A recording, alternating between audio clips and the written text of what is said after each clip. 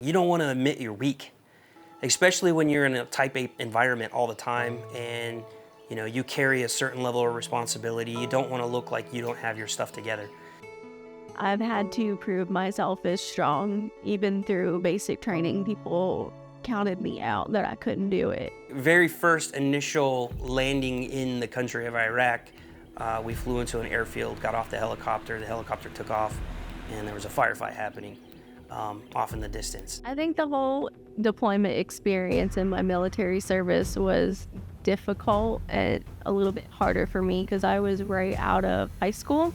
Seeing the effects of combat on our soldiers affected my mental health a lot.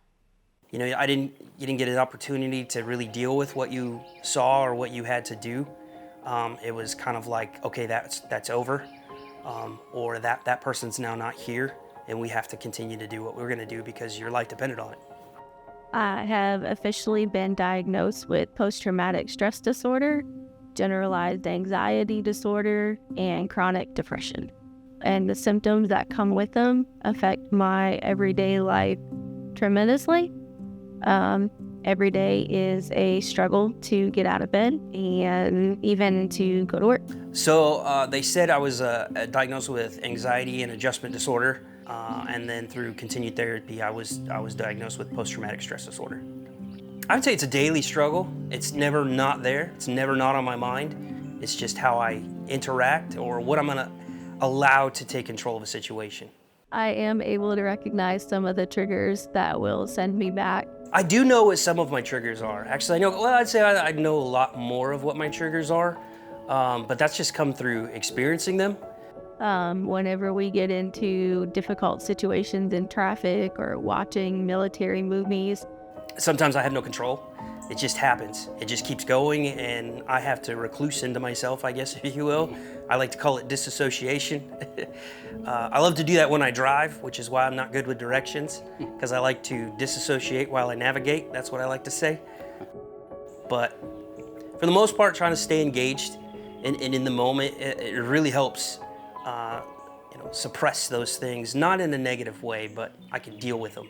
During deployment, I was command ordered to go see behavioral health because of the struggles that I was dealing with. My lowest point was when I was serving in the Army recruiting, and it started off with just a normal, small routine argument with my wife in the morning, and some reason it just hit me so low. One particular job that I did not know was taxing my mental health, and I had a breakdown at work which spiraled out of control.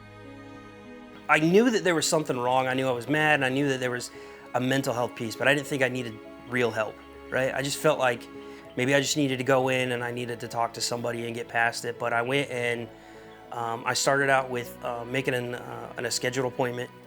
Initially, my therapy treatment consisted of talk therapy, a one-on-one session, and then when I felt like I didn't need any more help, that I could manage it on my own, I stopped going. But then I did additional folders and worksheets to put more tools in my tool bag to help me. I do currently take medication for my mental health to help get me back to some sort of a normal state of myself. Had I just gotten rid of my own personal pride? I wish my family would have told me sooner. Sometimes you have to get tired of carrying the heavy load to say I need some help here. If I feel like anything, I would say starting sooner, identifying it sooner would have been better. The first thing that you got to realize is you're not alone, and somebody cares. If anything, I care. And for you to go get help is not a bad thing. The first action I would definitely recommend is calling the Veterans Crisis Line. It is something that actually saved me when I was down at my lowest point. The resources that are available out there are wonderful resources, but I think also a person has to be willing to go.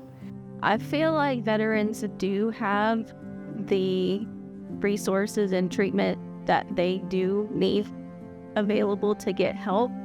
I just don't know that they take advantage of it or actually know that it's available to them. Fall in love with the process. Fall in love with learning something new. Fall in love with focusing on that one thing that's going to be for you and you alone, and make it about you. And then one day when you get to a point where you're ready, maybe you'll share it with somebody, or maybe you won't. But I think falling in love with the process of learning something new, going after something, challenging yourself in a positive way,